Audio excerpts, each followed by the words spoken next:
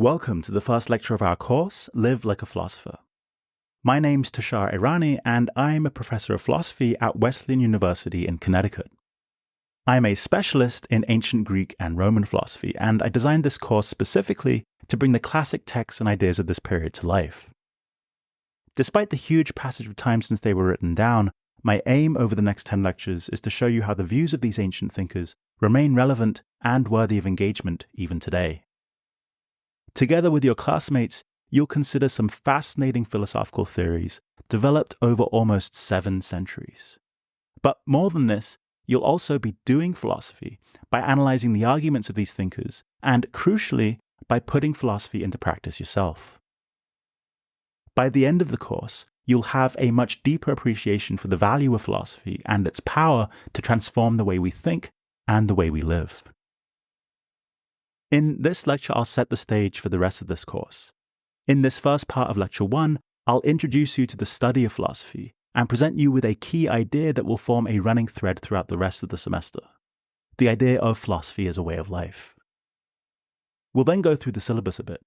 I'll give you a broad overview of the semester and also give you some tips on how to succeed at the highest level. So let's get going. We'll begin with a big but foundational question. What exactly is philosophy? It's worth distinguishing here between 2 ways of thinking about philosophy. The first is quite common, and you've probably heard the term used this way before, while the second is less common. The contrast here is between philosophy understood as theory or ideology or doctrine, and philosophy understood as a practice or an activity or a way of life. Let's first consider the notion of philosophy as theory. You frequently hear people talking about their philosophy on everything. We see the term used in this sense when someone talks about their political philosophy or business philosophy. The term often appears in this sense in mundane, everyday contexts. Perhaps someone will describe their philosophy on cooking as the less salt the better. But it also appears in more abstract and sometimes new agey contexts when people talk about their philosophy on life.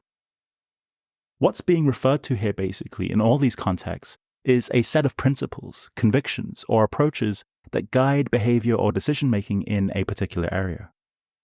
Each of these areas allows for a broad range of viewpoints, with people often developing their philosophies through experience and reflection, and through being affected by various influences. But the notion of philosophy as theory isn't all there is to the subject. And in fact, when professional philosophers in the academy speak of philosophy, they often have something very different and more dynamic in mind. The focus here isn't on philosophy as theory, but on philosophy as a practice or as an activity. Which raises a further question. What sort of activity is philosophy? Well, we can say the following.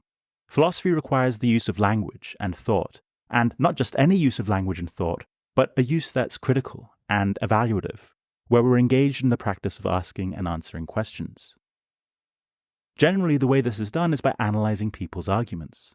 What philosophers are interested in isn't so much what people believe, but why they believe the things they believe. This often requires asking people to give us an argument or an account for their beliefs. It requires holding people accountable for their beliefs. And because no one can navigate this world without having at least some beliefs, it requires that we develop skills not just in questioning others about their beliefs, but in articulating our own arguments for what we believe. I think one very succinct way to understand philosophy in this sense is as the practice of seeking and giving reasons. What we analyze when we analyze another person's arguments are their reasons for thinking something or for doing something. And what we're articulating when we articulate our own arguments are our own reasons for thinking something or for doing something. Now, if this were all there was to philosophy, then there'd be little difference between the philosopher and other expert users of argument and people who play with words, like lawyers. But in fact, there's one more way to distinguish what interests philosophers, and that's their commitment to the truth. For all the philosophers we're considering this semester, the practice of philosophy isn't concerned with arguing for the sake of domination. Philosophy is not a practice of verbal combat. A real philosopher, instead, is interested in arguing for the sake of clarification and genuine understanding. What motivates the philosopher here is intellectual curiosity and wonder, and an open-minded attitude to understanding how things are. So, while truth today seems like a heavy and much disputed idea, it's important to recognize that in the ancient Greek world, the term translated as truth, aletheia, literally just means unveiling. The desire here isn't to beat people up with your truth, but to uncover or clarify things that we all agree are complex and difficult to understand. A commitment to truth in this sense isn't a commitment to being right. It's a commitment to getting things right, which can often mean recognizing that we're wrong, and when, how, and why we're wrong. This means that philosophy as an activity is not an exercise in self-validation. It's an ongoing collective effort to refine our common understanding, often requiring us to confront and correct our own misconceptions. Once you understand these two different senses of philosophy as a subject, you can see how they can be put together in a way that motivates the aim of this course. What we'll be doing this semester is applying the sense of philosophy in two to the sense of philosophy in one. We'll be applying philosophy as a critical use of language and thought to philosophies of how to live. We'll be applying the practice of seeking and giving reasons to different philosophical theories of the good life. In fact, the Greek word for philosophy encapsulates what we're after. The term philosophia comes from the verb philein, or love, and the noun sophia, or wisdom. So philosophy literally means the love of wisdom. This is the sense in which the Greeks and Romans understood philosophy as a way of life. A life oriented around the pursuit of wisdom and understanding.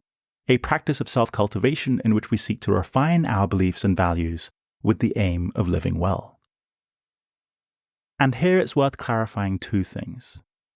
First, the life of philosophy as these ancient thinkers conceived of it was not a solitary activity. It was one that required a deep and close engagement with others. Philosophy in this sense requires interpersonal inquiry and dialogue, the sort of activity that you'll pursue throughout the semester with your teachers and peers in class. Second, the idea that philosophy involves self-cultivation does not at all mean that philosophy is a self-involved activity. As philosophers sometimes like to say, this is a non sequitur. It just doesn't follow that because a practice has beneficial effects for oneself, it cannot have beneficial effects for others. In fact, as we'll see this semester, all of the philosophers that we'll study believe that the practice of philosophy in pursuit of living a good life requires attending to the good of others. Both these ideas, in fact, motivate the thinking of the first philosopher we'll study in this course, a figure who pioneered the use of philosophy as a supremely interpersonal activity and who saw the practice as continuous with a commitment to the good of others. I'm speaking here of Socrates. No thinker is more important to Greek and Roman philosophy than Socrates, and so you'll see on the syllabus that we'll begin this course with an introductory unit on him. This will be crucial because it sets the foundation for everything else. Our first 2 weeks of the semester will focus on the figure of Socrates in two texts, the Apology and the Symposium, written by Plato, Socrates' greatest admirer in the ancient world.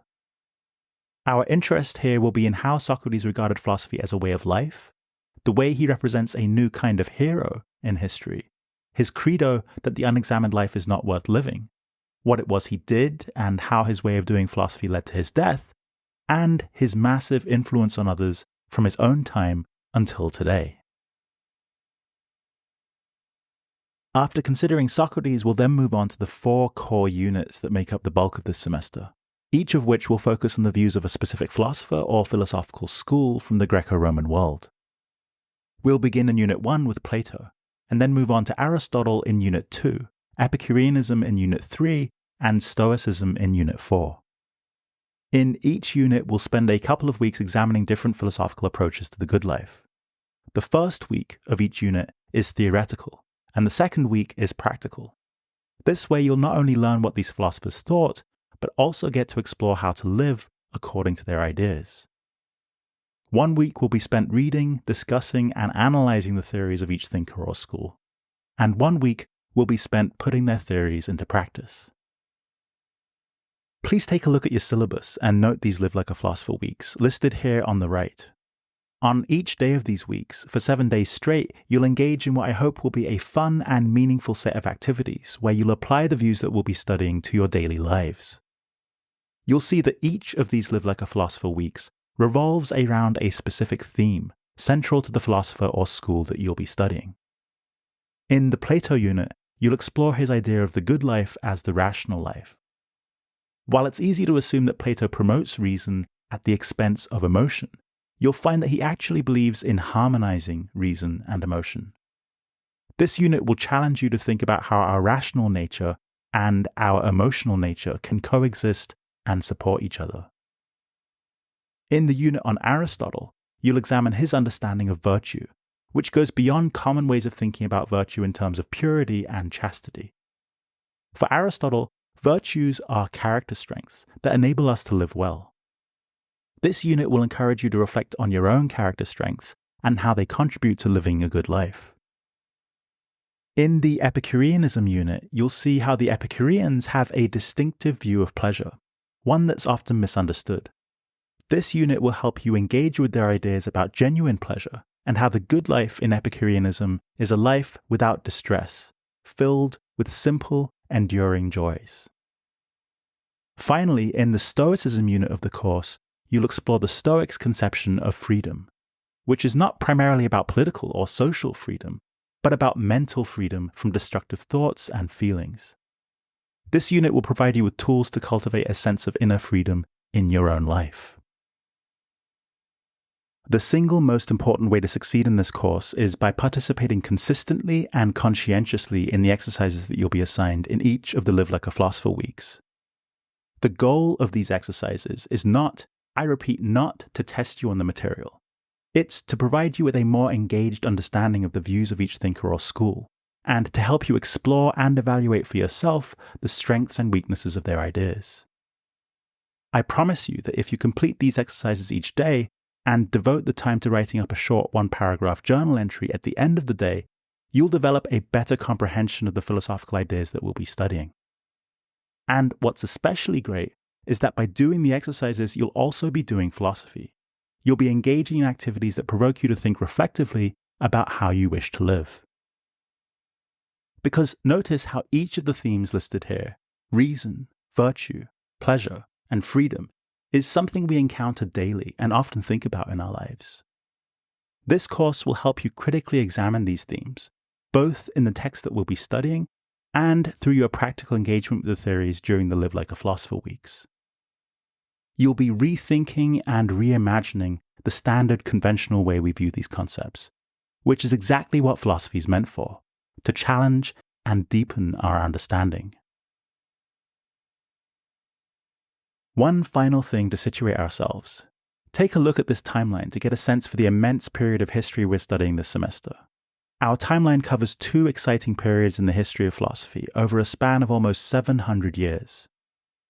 We'll begin by focusing in the intro unit and units 1 and 2 on what scholars call the classical period of Western philosophy, featuring the Greek philosophers Socrates, Plato, and Aristotle, all based in ancient Athens. Then in units 3 and 4, we'll move on to what's usually called the Hellenistic period, at which point the study of Greek philosophy spreads out of Athens throughout the Mediterranean world before finding a hub in ancient Rome, where the schools of Epicureanism and Stoicism were especially dominant. As you can see here, there were many other very important philosophers and schools of philosophy in the Greco-Roman world, before Socrates and during and after the Hellenistic period. Alas, we only have time to discuss 4 influential approaches to the good life. If you're interested in learning more about the whole time span of ancient philosophy, just reach out to me and I can point you to a few resources. So this concludes the first part of Lecture 1. To recap, we've distinguished between philosophy as theory and philosophy as practice, and we've clarified that philosophy isn't a solitary or a self-involved activity, but one that for many thinkers demands engagement with others and even the promotion of the good of others. We've also reviewed the syllabus and the arc of this course, as well as the key things that you'll be doing.